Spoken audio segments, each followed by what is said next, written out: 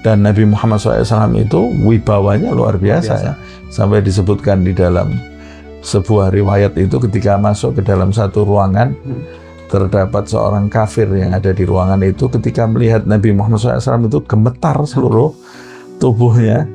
Nabi kemudian karena rahmatnya mengatakan kepada orang kafir itu, hawin alaik, innama ana ibn imra'atin ta'kulu gadid. Kata Rasulullah, santai saja, santai, tidak usah berlebih-lebihan, tidak usah tegang gitu ya. Sesungguhnya aku hanya seorang anak wanita yang memakan daging dendeng gitu ya, daging sapi atau daging unta yang dikeringkan gitu ya. Ini di paragraf pertama Habib ini dijelaskan bahwa nampaknya ini isinya tentang adab bertanya kepada Syekh. Nah, bagaimana Habib saat murid itu ada punya kegelisahan, ingin bertanya, ingin mendekati Syekh, ingin meminta kepada Syekh terkait tentang kalimat-kalimat bijak dan sebagainya. Nah, itu bagaimana harusnya adabnya Habib? Ya sebetulnya kan bertanya itu, kalau kita berbicara mengenai bertanya kepada seseorang, ya bertanya itu tinggal bertanya saja, ya kan?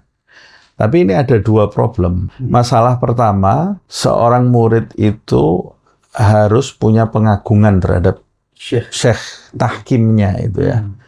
Harus punya pengagungan. Kalau tidak punya pengagungan, ya dia tidak akan mendapatkan apa-apa dalam perjalanannya itu. Sama seperti sahabat itu mengagungkan Nabi Muhammad SAW, menghormati Rasulullah, menempatkan Nabi Muhammad SAW di tempatnya, sehingga setiap titah Rasulullah SAW itu ya mereka tanggapi berbeda dari yang lain. Begitu pula seorang murid terhadap syekhnya, dia harus ta'zim, harus hormat, harus mengagungkan, tapi dari pengagungan yang ada di dalam hatinya itu timbul masalah.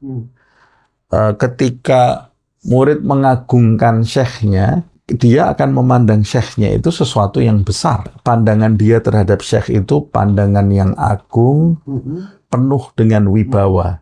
Nah, biasanya orang yang melihat seseorang yang penuh dengan wibawa, penuh dengan keagungan, dengan aura yang hebat, itu akan menghalangi dia untuk bertanya tadi. Bahkan untuk bertindak.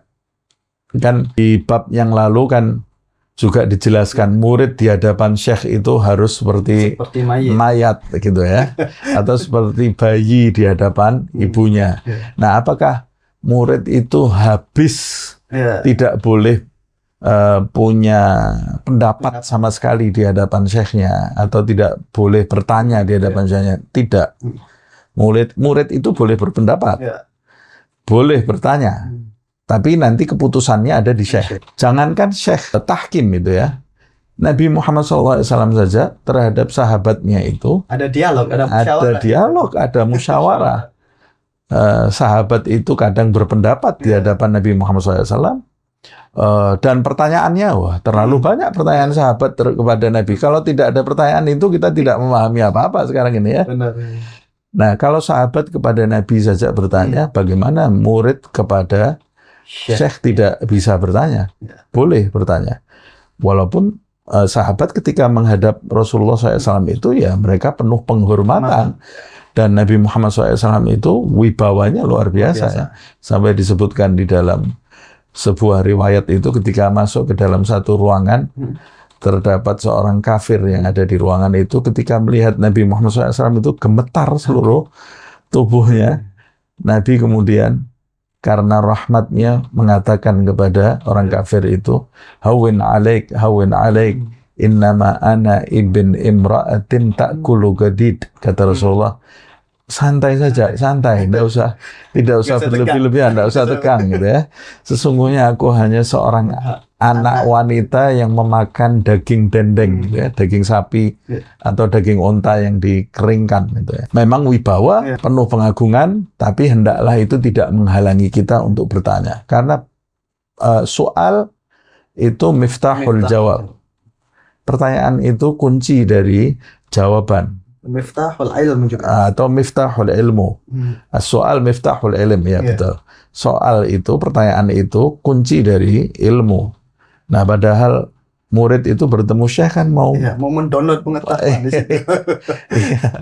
Kalau tanpa pertanyaan ya tidak mungkin ya. Yang kedua, adab-adabnya tadi itu. Ketika bertanya tetap harus menjaga adab-adab. Seperti pertanyaannya itu bukan pertanyaan yang dalam tanda kutip memojokkan gitu ya. Bukan dengan niat memojokkan. Bukan pertanyaan menguji, bukan juga bertanya sesuatu yang tidak ada kaitannya dengan suluk perjalanan dia menuju Allah Subhanahu wa Ta'ala. Bukan mempertanyakan keputusan-keputusan guru yang tidak berkaitan dengan perjalanan dia. Bukan juga bertanya kepada gurunya saat guru itu sedang berhajat, sedang punya keperluan gitu ya. Itu di dalam kitab Bidayatul Hidayah dibahas itu ya. Bagaimana adab-adab bertanya kepada guru. Di antaranya tidak diperbolehkan juga kita bertanya guru sedang berjalan atau di tengah jalan. Itu kan sedang dalam kondisi yang tidak pas gitu ya. Jadi murid itu boleh bertanya, tapi tidak boleh menanggalkan adab dalam bertanya dan harus bijaksana melihat suasana ketika bertanya. Ya, apalagi tidak membenturkan pendapat satu syekh yang lain gitu. Betul. Murid itu hendaklah bertanya kepada gurunya illa ayyushira 'alaika syekh bisukut. Kecuali syekh itu menyuruhmu diam. Kalau syekh itu memberi syarat kepadamu untuk diam, tidak usah banyak tanya gitu ya. Nah, itu wa ya'muruka bitarkis soal. Dan memerintahkanmu untuk meninggalkan pertanyaan, jangan bertanya. Fa inda dzalika yajib 'alaika imtithaluhu. Justru ini wajib untuk mematuhinya. Wajib bagi kamu untuk diam, tidak bertanya. Nah, ini berkaitan dengan husnudzon juga ini tadi yang ditanyakan itu ya. Guru itu kalau memerintahkan kita diam, guru tahkim sekali lagi ya. Syekh spiritual. Kalau memerintahkan kita diam, ya kita harus diam. Walaupun kita banyak persoalan. Contohnya seperti Nabi Musa dengan Khidir itu ya. Kan ketika mau mengikuti Khidir itu, katanya Khidir, fa in ittaba'tani fala tas'alni an syai'in hatta uhditha laka minhu dzikra. Kalau kamu mau mengikuti aku, mau belajar denganku, jangan bertanya apapun gitu ya. Sampai aku menjelaskan kepada kamu apa yang aku perbuat gitu ya, apa yang terjadi. Nah, kalau memang sudah ada syaratnya seperti itu ya jangan bertanya gitu ya. Tapi itu peristiwa Musa dengan Khidir itu kan peristiwa yang unik gitu ya. Musa itu betul, dan Musa itu juga sudah bukan murid lagi, sudah sampai seorang rasul ya, yang punya kedudukan tinggi, kalimullah, berbicara langsung dengan Allah Subhanahu wa Ta'ala.